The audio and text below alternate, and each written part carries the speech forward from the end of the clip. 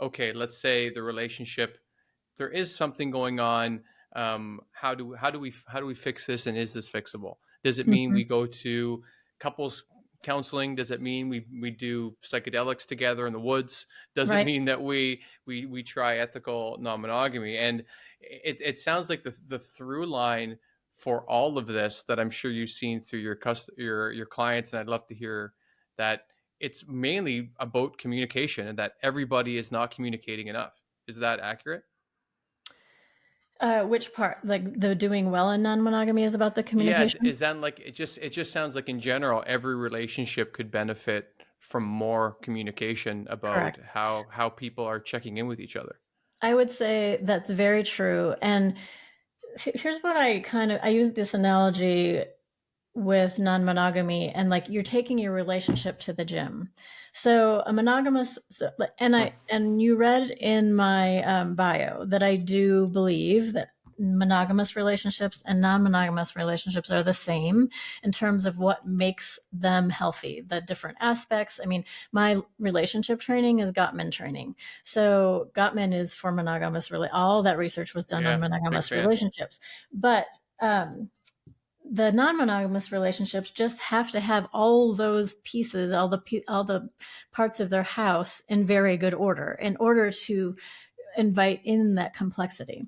So I equate it to taking your relationship to the gym. So in monogamy, it's a little easier to work around some things that you're not very good at, whether it's communication or conflict management or different things. You just kind of Hmm. figure out a way to mumble around it, um, or not have to face it. Then when you take your relationship to the gym, so I'm going to equate this to like, I don't really like to do squats. So I'm not going to do squats. Like we're going to avoid the things we don't like doing or that we don't do well. Right. So then when you take your relationship to the gym, it's like taking it to the trainer, and the trainer takes one look at you and they go, you need to be doing squats. Right. You're like, well, I've been kind of avoiding doing squats because I don't like them. Well, okay, well, now you're going to do them. And that's kind of what non monogamy is like. It will shine a light on any aspect of your relationship that you've kind of been able to muddle through in monogamy. Huh.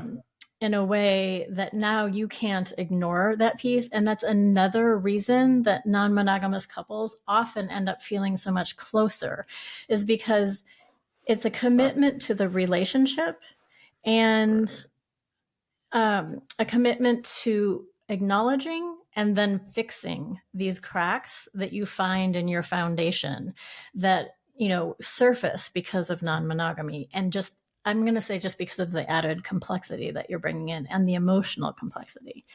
And actually, Hmm. so commitment is another really interesting conversation, I think, in the monogamy versus non-monogamy world. Are you open to this one? Yeah. Yeah. I was Okay. just I was I was taking some notes for something I want to ask later. So I think another misconception that gets placed on us is that we are less committed in our relationships because of like what you were talking about, this idea that maybe polyamorous people are really just kind of looking for other people at the same time as they're with their Right. person.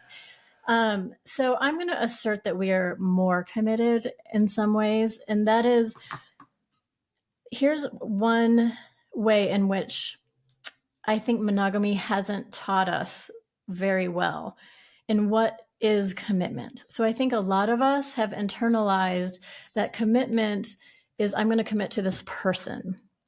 I've married this person, and kind of like you said, I don't know if it was before or after we were recording, now I'm kind of stuck with this person no matter what for the rest Right. of my life. And I think a lot of our parents did take that approach.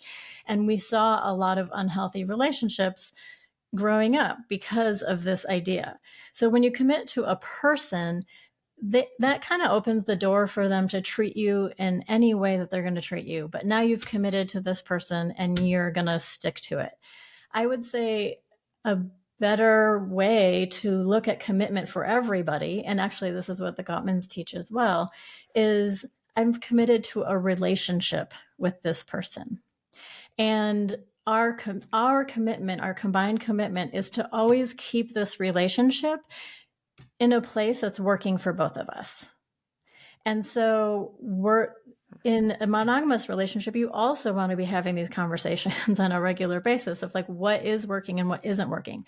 Non-monogamy kind of forces you to have those conversations more often, but that when we were talking about almost all relationships could benefit from more communication, this is a big part of that. This part of the relationship really isn't working for me. Will you work on this with me?